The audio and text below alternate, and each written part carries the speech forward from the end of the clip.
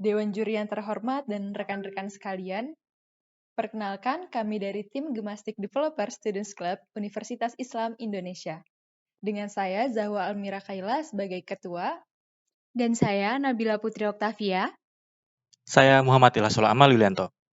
Pada kesempatan kali ini, kami akan memaparkan hasil karya pengalaman pengguna kami yang berjudul Sedonor.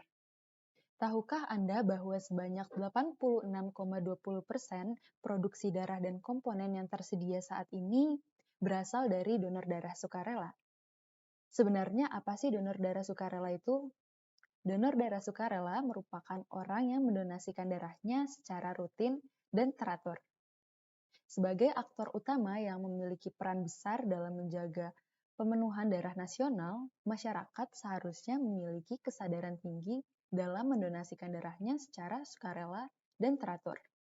Namun, berdasarkan laporan Lembaga Ilmu Pengetahuan Indonesia melalui Indonesian Scientific Journal Database, jumlah pendonor sukarela di Indonesia masih sangat rendah, yaitu 0,6% dari total penduduk. Yang mana masih jauh dari standar WHO, yaitu 2% dari total penduduk. Keseimbangan antara donor darah sukarela dan kebutuhan darah dalam suatu populasi sangat penting untuk dijaga. Ibu hamil dan melahirkan menjadi salah satu kelompok yang sangat bergantung pada jumlah persediaan darah. Seperti yang kita tahu, angka kematian ibu merupakan salah satu indikator dari tujuan berkelanjutan atau Sustainable Development Goals.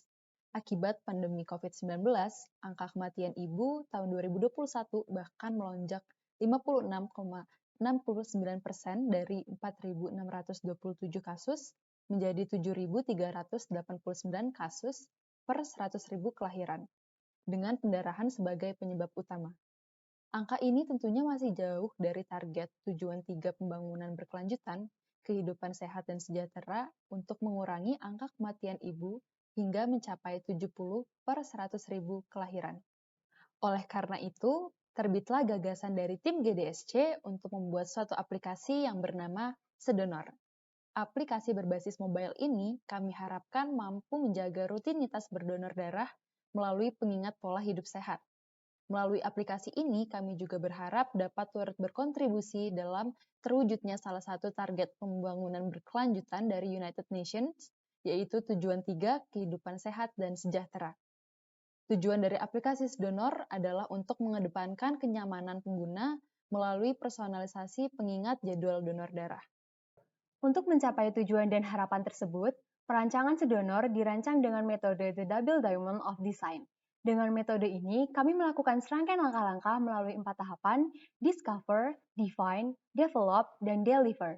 Pada tahap ketiga dan 4, Develop dan Deliver. Setelah mengetahui pokok permasalahan, pastikan menemukan solusi dengan cara yang tepat.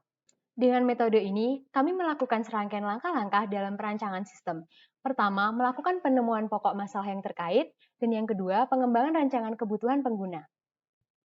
Dalam tahap perancangan Sedonor, ditemukan dua user persona utama, pendonor darah rutin dan pendonor darah tidak rutin. Kita akan lihat user story, goals, dan pain points yang didapat dari kedua persona ini. Persona pertama, Irwan, pendonor darah rutin. Irwan adalah karyawan swasta di Surabaya berumur 27 tahun yang sudah sering berdonor darah. Goals yang ingin dicapainya adalah: pertama, tidak terlewat jadwal rutin donor darah. Yang kedua, kondisi kesehatan yang tetap fit saat jadwalnya berdonor. Dan ketiga, mengetahui kondisi kesehatannya secara berkala. Pain points utama yang kita angkat dari Irwan adalah: pertama, sedikitnya waktu luang untuk mengatur jadwal donor karena sibuk bekerja. Kedua, waktu tidur yang sedikit yang menyebabkan kesehatannya tidak selalu fit. Dan yang terakhir, lokasi rumah yang jauh dari perkotaan. Persona yang kedua adalah Sarah, pendonor darah tidak rutin. Sarah adalah mahasiswi 21 tahun yang tinggal di Jakarta.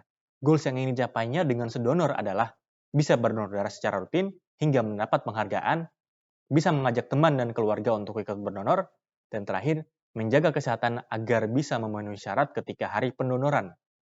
Pain points yang kita angkat dari Sarah adalah sering tertinggal informasi jadwal dan lokasi donor, takut akan jarum suntik, dan kadar gula dan berat badan yang tidak memenuhi syarat ketika pendonoran. Dari kedua user persona tersebut, dirancanglah desain low fidelity dari aplikasi Sedonor. Terdapat 7 fitur utama, yaitu pengingat kesehatan, check-in, riwayat donor, informasi lokasi donor, kalender donor, artikel kesehatan, dan tanya PMI. Berikut adalah arsitektur informasi dari sedonor yang telah dirancang. Kemudian, ini adalah high fidelity dari aplikasi sedonor. Kita akan coba menjelajahi rancangan aplikasi sedonor. Silakan buka tautan berikut untuk mencoba secara mandiri. Berikut adalah tampilan sedonor. Kita akan coba mengikuti 7 skenario yang ada. Skenario 1 mengetahui jadwal donor berikutnya. Dari layar beranda di bagian atas terdapat reminder penghitung mundur sampai jadwal donor berikutnya.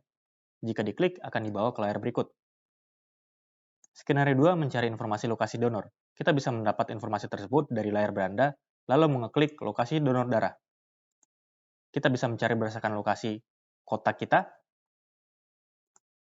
Kemudian skenario 3 mendapat personalisasi ke pengingat kesehatan. Dari beranda, klik kalender donor.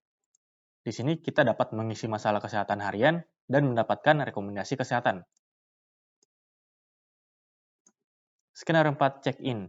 Saat sudah berada di lokasi donor, klik check-in, arahkan kamera ke QR code di lokasi, pastikan informasi benar dan petugas akan memvalidasi request check-in kita.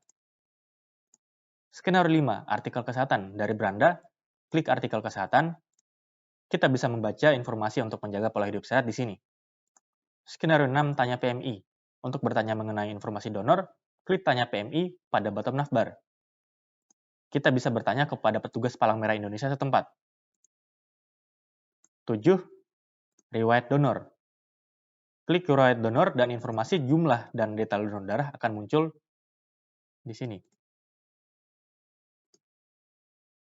Informasi poin dan penghargaan ada di halaman poin donorku. User testing terhadap aplikasi sedonor dilakukan berdasarkan metode Guerrilla Usability Testing dan pengukuran kepuasan pengguna dengan metode System Usability Scale.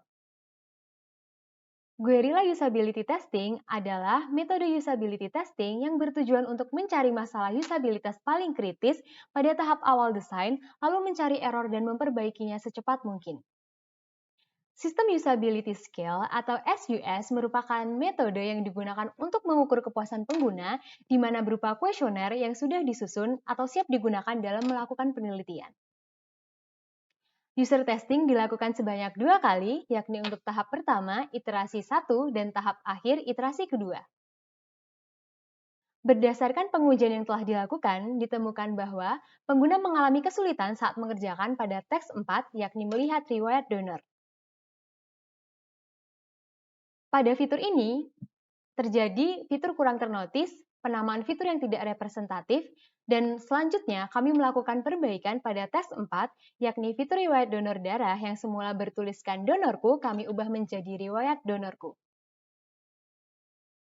Berdasarkan pengujian yang telah dilakukan, ditemukan bahwa pengguna sudah tidak mengalami kesulitan saat mengerjakan tes 4, yakni melihat riwayat donor darah. Secara kuantitatif, pengujian tahap iterasi 2 menandakan test case telah diselesaikan dengan baik dalam kategori acceptable, yakni excellent.